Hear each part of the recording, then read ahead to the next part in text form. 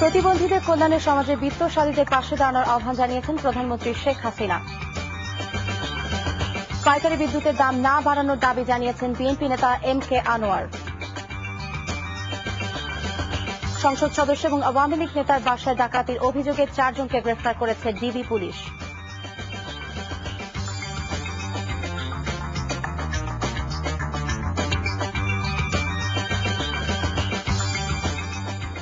আসসালামু আলাইকুম, আমন্ত্রণ জানাচ্ছি টিভিতে দুপুরের খবরে। আমি ফারজানা নাহিদ।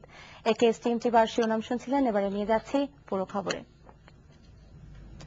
প্রতিবন্ধীদের কল্যাণে সমাজের বিত্তশালীদের পাশে দাঁড়ানোর আহ্বান জানিয়েছেন প্রধানমন্ত্রী শেখ হাসিনা।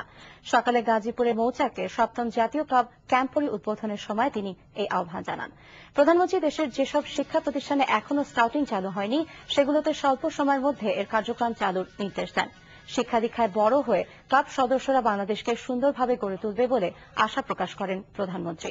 তিনি আরও বলেন, এই সংগঠনটি সবসময় সেবার মানসিকতায় তাদের কার্যক্রম পরিচালনা করেন। এ সময় প্রধানমন্ত্রী স্কাউট আন্দোলনে তার সরকারের নেয়া বিভিন্ন পদক্ষেপের বিবরণ দিয়ে বলেন, এদের মধ্য থেকে দেশের নেতৃত্ব বেরিয়ে আসবে। ক্যাম্পরিতে দেশে প্রায় 9000 ক্লাব সদস্য অংশ নিচ্ছে। বিভিন্ন প্রকার উন্নয়নমূলক কাজকর্মে অংশগ্রহণ করে থাকে। আমি যখন তোমাদের মাঝে আসি, আমার সেই ছোট্ট রাসেলের কথাই বারবার মনে পড়ে, যে হেসে খেলে আমার কোলেই বড় হয়েছিল, বড় বোন হিসেবে যাকে সবসময় আমি পাশে থাকতাম, সাথে রাখতাম। আমি চাই আমার দেশের কোনো শিশু যেন আর কখনো এই ধরনের নির্মমতার শিকার না হয়। পাইকারি বিদ্যুতের দাম না বাড়ানোর দাবি জানিয়েছেন বিএনপি স্থায়ী কমিটির সদস্য এম কে আনোয়ার। সকালে বাংলাদেশ ন্যাপ আয়োজিত মাওলানা ভাসানীর ঐতিহাসিক কাগমারি সম্মেলনের প্রতিষ্ঠা বার্ষিকী উপলক্ষে আলোচনা সভায় তিনি এই দাবি করে বলেন, বিদ্যুতের দাম বাড়ালে দ্রব্যমূল্য লাগামহীনভাবে বেড়ে শিল্প প্রতিষ্ঠান বন্ধ হয়ে যাবে। তিনি অভিযোগ করেন, বিনা টেন্ডারে রেন্টাল পাওয়ার প্ল্যান্ট করে হাজার হাজার কোটি টাকা সরকারি নেতাকর্মীরা নিজ পকেটে নিয়েছেন। এখন বিদ্যুতের দাম বাড়িয়ে জনগণের কাছ থেকে সেই টাকা আদায় করতে চাচ্ছে সরকার। বিদ্যুতের এই দাম এখন 5 ভাগ বাড়লেও দ্রুত তা 50 ভাগে চলে যাবে বলে আশঙ্কা প্রকাশ করেন এম কে আনোয়ার।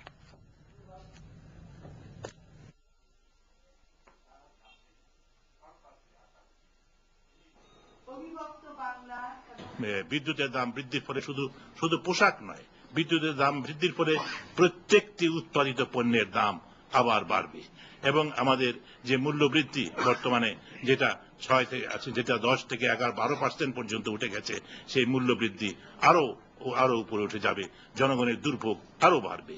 এই পরিস্থিতিতে আমরা সরকারের কাছে বলবো যে আপনারা জনগণের ভাগ্য নিয়ে এভাবে ছিনিমিনি খেলবেন না। প্রায় প্রতিটি হরতালের আগের রাতে গাড়ি পোড়ানোর ঘটনা নগরবাসীর মনে তৈরি করে এক ধরনের আতঙ্ক এবং নিরাপত্তাহীনতা। আর এসব ঘটনায় বহু মানুষকে বয়ে বেড়াতে হয় যন্ত্রণাময় জীবন, ক্ষতিগ্রস্ত হন বহু মানুষ। গাড়ি পোড়ানোর এই পরিস্থিতিকে কিভাবে দেখছেন সরকার, বিরোধী দল এবং বিশ্লেষকরা, তা নিয়ে রিপোর্ট করছেন চরণ রহমান। প্রায় প্রতিটি হরতালের আগের রাতে গাড়ি পোড়ানোর এসব দৃশ্য এখন অনেকটাই পরিচিত। এতে গাড়ি পোড়ার পাশাপাশি ঘটে অনেক হতাহতের ঘটনা, আর এসবের শিকার ভুক্তভোগীরা বয়ে বেড়ান সেসব ক্ষতচিহ্ন। কোন রুটে কোন সময় হরতালের মুখে গাড়িগুলো পড়ে বা আগুন দিয়ে জ্বালাই দেয়, এটা তো কেউ বলতে পারবে না। এবং এর যে ক্ষতির পরিমাণ, এটা টানতে একটা মালিকের অনেক সময় লাগে। এসবের ঘটনায় মামলা হয়, চলে অপরাধীদের গ্রেপ্তারে পুলিশি তৎপরতা। তারা আমাদের চোখে দুষ্কৃতিকারী। আমরা চেষ্টা করেছি এগুলোকে প্রিভেন্ট করার জন্য। পুলিশের প্রিভেন্টিভ তৎপরতার কারণে আগের অনেক হরতাল থেকে লাস্ট হরতাল, এই হরতালে অনেক গাড়ি পাম্প হয়েছে। তো আমরা 3টা ঘটনায় আমরা অ্যারেস্টও করতে পেরেছি। তবে হরতাল আহ্বান করা রাজনৈতিক দলগুলো সবসময় দায়ী করে একে অপরকে। বিএনপির স্থায়ী কমিটির সদস্য ডক্টর খন্দকার মোশাররফ হোসেন গাড়ি পোড়ানোর ঘটনার জন্য দায়ী করলেন তৃতীয় পক্ষকে। হরতাল ছিল গতগুলো, এর আগের রাত্রে গাড়ি পোড়ানোর সাথে হরতালের দিনের কোনো সম্পর্ক থাকা উচিত না। কিন্তু কিছু সন্ত্রাসী বা কিছু দুষ্কৃতিকারী প্রকৃতির লোক এই ধরনের সুযোগ নিয়ে থাকে, আমরা অতীতেও দেখেছি, যেটা কোনো ক্রমেই গ্রহণযোগ্য নয়। আওয়ামী লীগ যুগ্ম সাধারণ সম্পাদক মাহবুব উল আলম হানিফ তার এই যুক্তিকে মানতে নারাজ। তার মতে এই ঘটনার জন্য দায়ী রাজনৈতিক নেতারা। না, আমি মনে করি না যে এখানে তৃতীয় পক্ষ কোনো অবস্থা নেই, কারণ এটা আমার মনে হয় যে হরতালটাকে, এই কর্মসূচিটাকে বাস্তবায়ন করার জন্যই, জনমনে আতঙ্ক সৃষ্টি করার জন্যই হয়তো ওই রাজনৈতিক দলগুলো এই ধরনের ডিস্ট্রাকটিভ কিছু কর্মসূচি নেয় হয়তো, বা কিছু কিছু কর্মীরা অতি উৎসাহী হয়ে হয়তো অনেক কাজ করে, এটা আমার ধারণা। বিশেষজ্ঞ ডক্টর আকবর আলী খানের মতে এসব ঘটনার জন্য দায়ী রাজনৈতিক দলগুলোর মানসিকতা। সমস্ত হরতালকারীরা কোনো না কোনো রাজনৈতিক দলের আশ্রয় এবং প্রশ্রয়ে তারা তাদের কার্যকলাপ চালিয়ে থাকেন। কাজে যতক্ষণ পর্যন্ত প্রধান প্রধান রাজনৈতিক দলগুলি হরতালের বিরুদ্ধে দৃঢ় অবস্থান না নিবেন ততক্ষণ পর্যন্ত এই সংস্কৃতি চলতে থাকবে। তার মতে রাজনৈতিক দলগুলোর পাশাপাশি জনমতই পারে হরতালের আগের দিন গাড়ি পোড়ানোর মতো অনাকাঙ্ক্ষিত ঘটনা বন্ধ করতে। চরণ রহমান, এনটিভি নিউজ, ঢাকা। হেনা হত্যার প্রধান আসামি মাহবুবকে ঢাকা থেকে গ্রেফতার করেছে পুলিশ। এদিকে পুনরায় ময়নাতদন্ত শেষে শরীয়তপুরের চামটা গ্রামে দৌড়ার শিকার কিশোরী হেনার লাশ দাফন করা হয়েছে। উচ্চ আদালতের নির্দেশে মঙ্গলবার দুপুরে ঢাকা মেডিকেল কলেজ হাসপাতালে পুনরায় ময়নাতদন্ত শেষে রাতেই কিশোরী হেনার লাশ শরীয়তপুরের চামটা গ্রামে তার বাড়িতে পৌঁছে দেওয়া হয়। হেনার বাবা দরবেশ খাঁ মেয়ের লাশ শনাক্ত করার পর রাত 9টায় পারিবারিক কর্মস্থানে হেনাকে দাফন করা হয়। এ সময় নড়িয়া উপজেলা নির্বাহী কর্মকর্তা আব্দুল্লাহ আল মামুন, নড়িয়া থানা ভারপ্রাপ্ত কর্মকর্তা মির্জা একে আজাদ সহ আরো অনেকেই উপস্থিত ছিলেন। এদিকে হেনার লাশের পুনঃ ময়না তদন্ত রিপোর্ট হাইকোর্টে পাঠানো হয়েছে।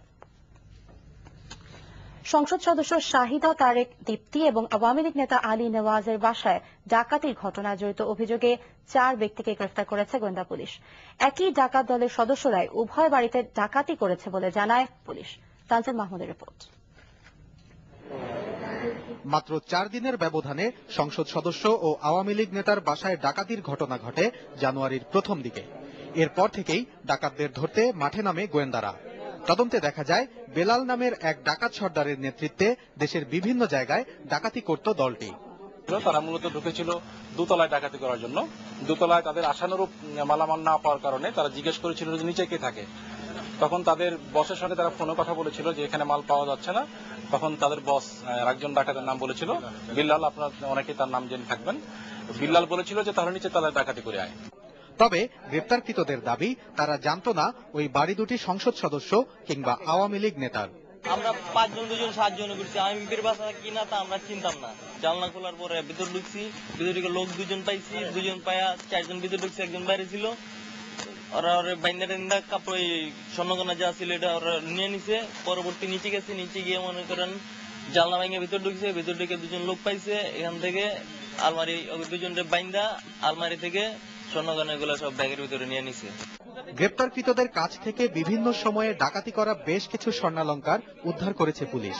ডাকাতির মালামাল কেনার অভিযোগে এক ব্যক্তিকেও গ্রেপ্তার করা হয়েছে।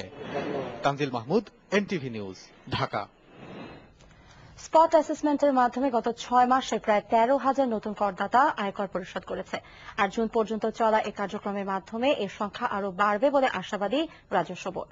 সকালে রাজধানী ফুলবাড়িয়ায় একটি বিপণী বিতানে করঞ্চল 1 এর ব্যবস্থাপনায় আয়োজিত এই কার্যক্রমের আয়কর সনদ বিতরণের সময় রাজস্ব বোর্ডের সদস্য মোহাম্মদ বশিরউদ্দিন আহমেদ এই আশাবাদ ব্যক্ত করেন। আর এই কার্যক্রমের সময় কোনো করদাতা হয়রানির শিকার হলে সংশ্লিষ্ট কর্মকর্তার বিরুদ্ধে কঠোর ব্যবস্থা নেওয়া হবে বলেও জানান তিনি। কার্যক্রম সম্প্রসারণ এবং নতুন করদাতাদের বিশেষ সুবিধা প্রদানের লক্ষ্যে গত নভেম্বর থেকে শুরু হয় এই কার্যক্রমে সন্তোষ প্রকাশ করেছেন নতুন করদাতারা।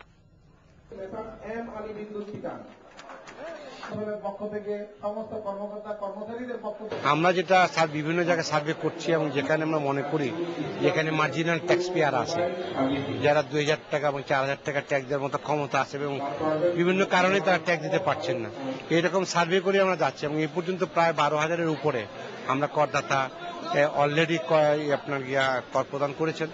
আশা করি জুনের মধ্যে আমরা 50,000-এর উপরে শুধুমাত্র এই খাতে নতুন করদাতাই খুঁজে পাবো আমরা।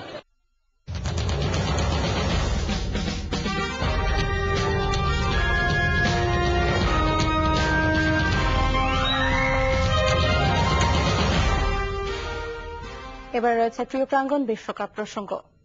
4টি বিশ্বকাপের আয়োজক, 3বারের ফাইনালিস্ট, 2বার করে সেমিফাইনাল আর কোয়ার্টার ফাইনালে খেলা, এ হল ক্রিকেটের জনকদের বিশ্বকাপ সাফল্য।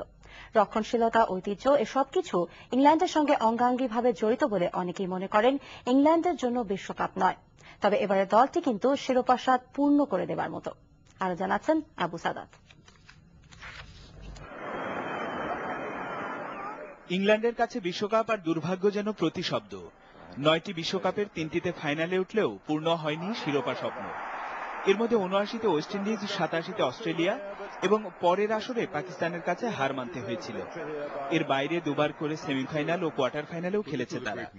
আবার 99 আর 2003-এ গ্রুপ পর্ব থেকে বিদায়ের লজ্জায় পড়তে হয়েছে ইংল্যান্ডকে। তবে নতুন প্রজন্মের হাতে ইংল্যান্ড এখন গত 2 বছরের অন্যতম ধারাবাহিক দল। নজর কাড়া পারফরমেন্স থেকে বিশ্বকাপের জন্য পাওয়া দলটিকে দারুণ ব্যালেন্সড বলছেন অধিনায়ক অ্যান্ড্রু স্ট্রাউস। তার দাবিটা যে যৌক্তিক প্রমাণও মেলে। ওপেনিং এ আছেন 120 ম্যাচে 34.87 গড়ে 3871 রান করা অভিজ্ঞ স্ট্রাউস নিজে। ইংলিশদের মিডল অর্ডারকে সময়ের সেরা বললেও বাড়িয়ে বলা হয় না। আছেন জনাথন ট্রট, কেভিন পিটারসন আর ইয়ান বেলের মতো পরীক্ষিতরা। এর মধ্যে ডানহাতি জনাথন ট্রটের ব্যাটকে ব্যাট না বলে তরবারি বলাই ভালো। 18 ম্যাচে 3 সেঞ্চুরি সহ 53.62 গড়ে করেছেন 858 রান। ট্রটের মতোই দুর্দান্ত ফর্মে আছেন মিডল অর্ডারে ইংলিশদের অন্য স্বপ্ন সারথীরা।